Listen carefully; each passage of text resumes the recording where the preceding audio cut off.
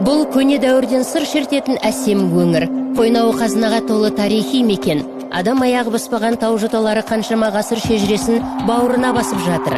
Жер судың аты, тарихтың хаты десек, Маңғыстау өлкесін толықтай тану үшін бұл жердің ауасын жұтып, топырағына табан тіреу керек. Сонда ғана киелі өңір өз құпиясын ашпақ. Маңғыстау үстірт жазығының едәуір бөлігімен Бозашы түбегін қоса алғанда 16 миллион гектардан аса аумақты қамтитын ерекше ландшафтқа ие аймақ. Маңғыстау тұрғындарына көп адамдар өмірінде бір рет болып көруді армандайтындай жерде тұру бақыты бұйырған.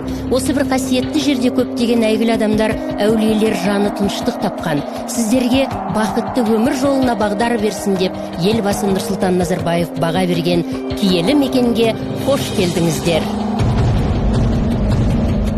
Ақтаудан солтүстік шығысқа қарай 180 шақырым қашықтықта Маңғыстаудың символына айналған Шерғала тауы орналасқан. Алыстан ұйқыдағы арыстанға ұқсайтын Шерғала туралы ерлік дастандар халық арасында кеңінен таралған. Солардың бірінде осы төбе басындағы ежелгі қаланың жаужүрек ұлдары туралы айтылады. Аңыз бойынша басқыншылармен ұрыс кезінде санының аздығына қарамай, күші басым жаумен жаралы жолбарыстай алысқан жауынгерлерге қарап, бұл қамалды Шерлердің қаласы атап кеткен деседі. Жалпы көлемі 50 гектардан асатын Қызылқала алғаш рет араб тарихшысы Әл-Истахри 10 ғасырда атап өткен түбектіктің астанасы әйгілі Маңғышлақ қаласы болу ықтимал деген жорамал бар. Қабырғаларының биіктігі 4 метрге дейін сақталған квадрат тәрізді қорған Маңғыстаудың форпосты болып, келетін керуендердің қауіпсіздігін қамтамасыз ету үшін салынған. Ұлы жібек жолы бойында орталық Азия мен Шығыс Европаны байланыстырған кетік қала. 14 ғасырдың қайталанбас бірегей тарихи мәдени сауда портты қаласы Каспий арал өңірінің маңызды географиялық нүктесінде орналасқан. Қазіргі ғалымдардың пікірінше су астында археологиялық ескерткіштер бар болуы мүмкін. Бозжыра, Қарақия, Торыш, Тұзбайыр секілді қойнауы сырға толы Маңғыстаудың теріскей жағында Тамшалы шатқалы бар.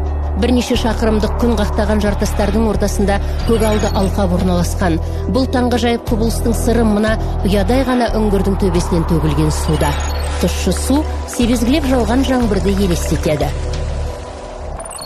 Шақпақ ата мешіті 14 ғасырда салынған. Мешіт өзара айқасқан 4 бөліктен құралған, ал қабырғалары тылсым сырға толы бейнелермен бедерленген. Мешіт орналасқан жартастың етегінде ежелгі қорымның іздері анық сақталған.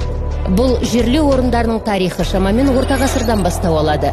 Тарихи деректер Шопан атаның немересі Шақпақ ата Қожа Ахмет Яссауидің ілімін ұстанған шәкірті және Маңғыстаудағы әулиелердің бір екенін дәлелдейді. Жер асты мешіті бірегей сәулет өнерінің ерекше құрылымы, қабырғаларындағы сақталған эпиграфиканың мазмұны сан ғасырларды қамтиды. Сейсем ата қорымы, Маңғыстауды мекендеген игі жақсылар жерленген ескерткіш пантеон үстіртте орналасқан. Бұл көшпелі халықтың сәулет өнері мен салт дәстүрінен дүние танымынан мол мағлұмат беретін қорым. Мединеде Мұхаммед, Түркістанда Қожа Ахмет, Маңғыстауда Пірбекет. 18 ғасырдың ағартушысы, сәулетші әрі батыры Әулие Бекет атаның ерекше қасиеттеріне мұсылмандар риясыз сенеді. Биік жартасқа қашалып салынған Оғландыдағы мешіті біртіндеп тереңдей береді. Жер астындағы ғибадат орнына тәу өтуге келетіндердің қарасы қалың. Ел аузында Бекет атаның атын ауызға алудың өзі бәле жаладан қорғауы, осы мешітте жасаған құлшылықтың ғажайып қасиеті туралы аңыздар қалған. Әр дәуірде Каспийдің жағасында өмір сүрген әр халық бұл теңізді өзінше атаған. Көкше теңіз, Ақ теңіз, Гиркан теңіз, Қазар теңізі сияқты атаулардың бәрі кәрі Каспийге тиесілі. Бұл өңірде тұмсығын теңізге тіреген мүйістер жетіп артылғанымен, борлы мүйіс ерекше көзге түседі.